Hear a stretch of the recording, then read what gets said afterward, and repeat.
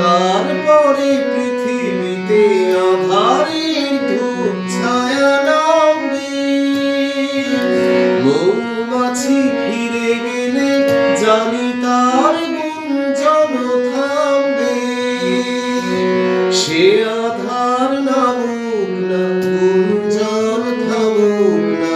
সে আধার নামুক না, গুঞ্জন থামুক না।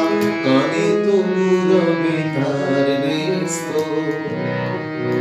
বেস্ত বেস্ত। সূর্য ডোবার পালা আসে যদি আসুক বেস্ত। গোধূলির রঙে হবে এ ধরনের